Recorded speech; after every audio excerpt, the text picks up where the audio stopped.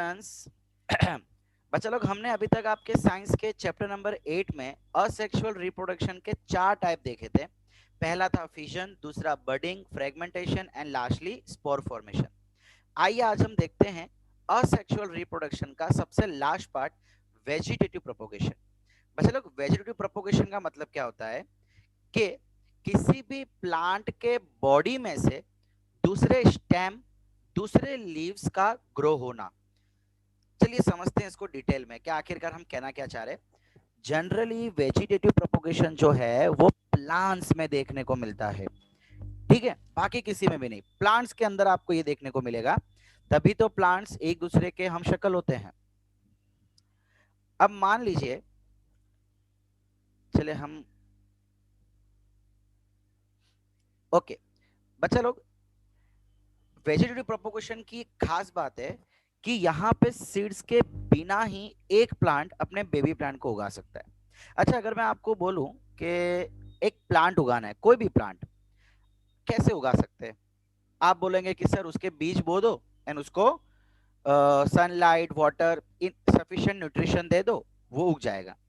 What if कि अगर हमारे पास सीड हो ही ना, तो उस समय जो रिप्रोडक्शन की जो मेथड है उसे हम बोलेंगे वेजिटेटिव प्रोपोगेशन।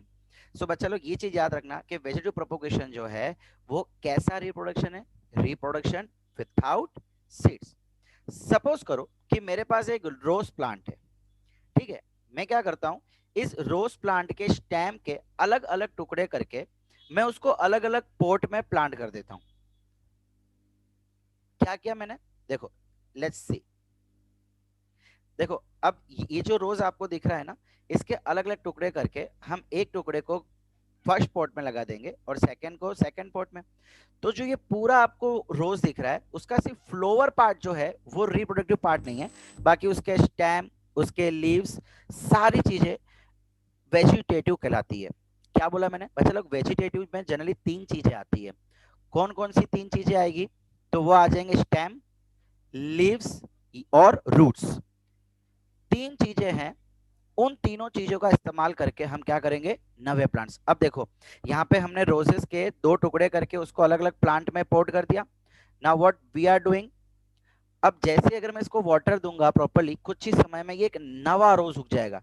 बस लोग, ये रीजनरेशन नहीं हुआ। देखो, इसको रीजनरेशन नहीं बोल सकते हम। रीजनरेशन में क्या होता था, हमने उसकी कटिंग की, उसके वो जो भी कटिंग था वो ऑटोमेटिकली अपने बाकी का पार्ट को बनाता था एंड इंडिविजुअल की तरह जीता था। यहाँ पे ऐसा नहीं है। यहाँ पे जो इसके स्टेम थे वो तो बड़े होके रोज को बना रहे, लेकिन ये जो रोज है वो दोबारा से स्टेम नहीं बना रहा। आप समझ रहे हो मैं क्या कहना चाह रहा हूँ? ये जो स्टेम है, इन्होंने तो चलो वापिस बड़े होके एक रोज बना लिया, लेकिन ये जो रोज है उसने दोबारा स्टेम नहीं बनाया, इसीलिए इसको हम रीजनरेशन का नाम नहीं दे सकते, ठीक है। This is called vegetative propagation. इतना ही नहीं, अब देखिए, हम अगर कुछ और भी एग्जांपल लें, तो जैसे कि पहले मैंने आपको बताया कि वेजिटेटिव पार्ट कौन कौन से होते हैं, स्टेम, रूट्स और लीव्स। अगर हम कुछ और एग्जांपल है आपके सामने, तो बच्चा लोग, ये एक प्लांट है, ध्यान से देखो, इसके लीव्स के ऊपर ही आपको और कई सारे लीव्स दिखाई देंगे, है ना। सो this is a kind of reproductive system called vegetative propagation. देखो, ये इसके बहुत ही बड़ा सा लीव्स है और उसके एंड में से, देखिए उसके कोने में से ही, लीव्स के अंदर से ही दूसरे लीव्स, दूसरे स्टेम ग्रो करना चालू कर दिए हैं। अब इसकी खासियत क्या है? पहली चीज तो ये जो प्लांट आप देख रहे हो इसको हम कहते हैं ब्रायोफाइलम।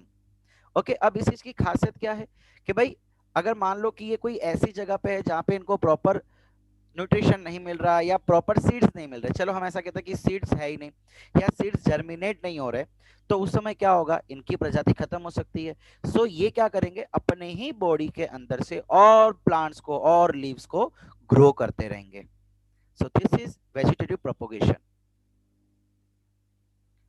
ठीक है। तो let's talk about its advantages. पहला कि भाई, reproduction of plant can not make viable seeds, मतलब कि ये उन प्लांट्स के लिए रिप्रोडक्शन बहुत फायदेमंद है जो कि वायबल सीड्स, वायबल सीड्स का मतलब होता है बच्चा, जो सीड्स इजीली अवेलेबल ना हो या इजीली जर्मिनेट ना हो सके, उन प्लांट्स के लिए काफी फायदेमंद है। Second, desired trades, okay, desired trades can be pass along. बच्चा लोग इसमें क्या हो सकता है, ट्रेड्स, देखो इन ट्रेड्स के बारे में हम अगले चैप्टर में बहुत ही डिटेल में डिस्कस करने वाले हैं। मैं फिलहाल आपको खाली हिंट दे दूं, ट्रेड्स का मतलब कैरेक्टरिस्टिक्स। अब मान लो बच्चा लोग कि मुझे कोई रोज है जो ब्लू कलर का है और मैं चाहता हूं कि आगे आने वाला जो रोज है वो भी ब्लू कलर का ही हो। सो मैं क्या करूंगा, उस ब्लू कलर को काट के मैं लगा दूंगा तो मेरे पास और भी ब्लू कलर के मल्टीपल रोजेस हो जाएंगे, जैसे हमने यहाँ किया था। तो डिजायर्ड ट्रेट्स का मतलब होता है डिजायर्ड कैरेक्टरिस्टिक्स। कैरेक्टरिस्टिक्स के अंदर कलर, आकार, शेप, साइज, ये सब ट्रेट्स के अंदर आता है। ठीक है। Third advantage is can bear fruits and flowers faster. अब बच्चा लोग, जो लोग फ्रूट्स का या फ्लावर्स का बिजनेस करते हैं उनके लिए ये चीज बहुत फायदेमंद हो सकती है। एक सीड को जर्मिनेट होके बड़े होने में एंड फ्लावर या फ्रूट ग्रो करने में बहुत टाइम लगता है। बट अगर मैं किसी उगे हुए फ्रूट में से, उगे हुए फ्लावर में से उसको कट करके दोबारा वहां पे वेजिटेटिव प्रोपोगेशन से उगाऊं, सो यहाँ पे फ्रूट्स एंड फ्लावर्स बहुत ही जल्दी मिल सकते हैं। सो ये उन लोगों के लिए बहुत फायदेमंद है जो इन चीज का बिजनेस करते हो। ओके बच्चा लोग, so this is what is vegetative propagation and their advantages.